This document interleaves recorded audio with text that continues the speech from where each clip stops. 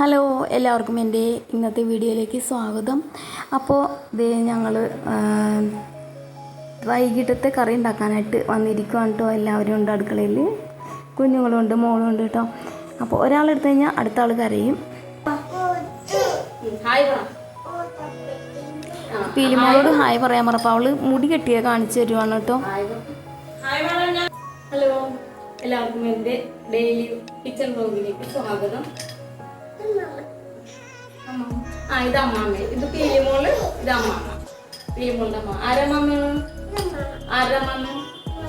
മോൻ്റെ. അപ്പൊ ഞങ്ങൾ ഉച്ചയോളം ഉണ്ടാക്കാൻ പോകണം കേട്ടോ. അപ്പൊ കാളലാണ് ഉണ്ടാക്കാൻ പോകുന്നത്. ചേനയും പച്ചക്കായം വെച്ച് കാളൻ ഉണ്ടാക്കാൻ പോകണം. പിന്നെ അച്ഛനും വെളുത്തുട്ടി ഉണ്ട് കേട്ടോ.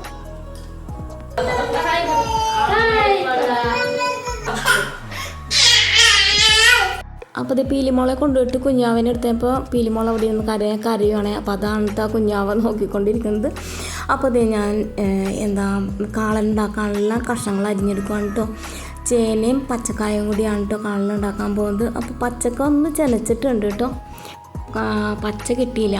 അങ്ങനെ ഇത് കഷ്ണങ്ങൾ അരിഞ്ഞ് നേരെ കുക്കറിലേക്ക് കഴുകിയിടുവാണ്.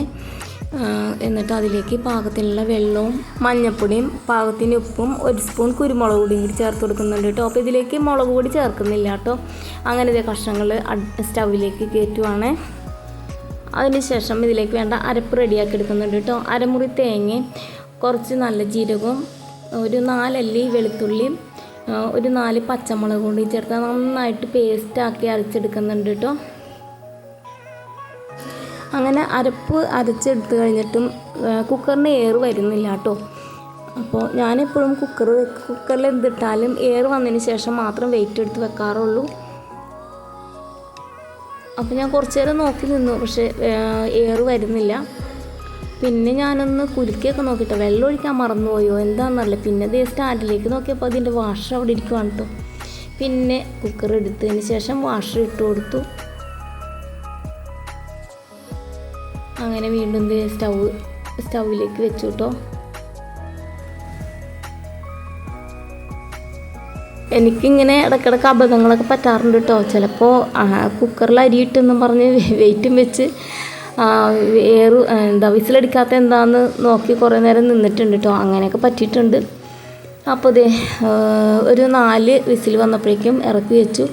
അപ്പോൾ അത് പെട്ടെന്ന് എയർ കളഞ്ഞെടുക്കുകയാണ് കേട്ടോ ചെയ്തത്, വേഗം കറി ഉണ്ടാക്കാൻ വേണ്ടി.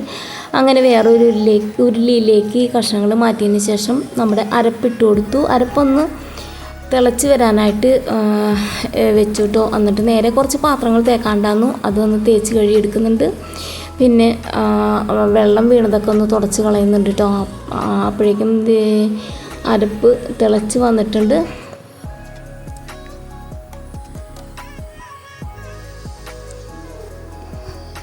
അപ്പോൾ അതിലേക്ക് നമ്മുടെ മോരും കൂടി ഒഴിച്ചു കൊടുത്തു കേട്ടോ. അപ്പോൾ ഈ മോരും പാക്കറ്റിന് റബ്ബർ ബാൻഡ് ഇട്ടിട്ടുണ്ടായിരുന്നു. അപ്പോൾ റബ്ബർ ബാൻഡ് എടുത്തിട്ട് ഞാൻ വേഗം ഒഴിക്കാൻ പോയപ്പോൾ വരുന്നില്ല. അപ്പോൾ നോക്കിയപ്പോൾ അതിൽ സീൽ ചെയ്തിട്ടുണ്ട്. പിന്നെ അതങ്ങ് കട്ട് ചെയ്ത് കളഞ്ഞു.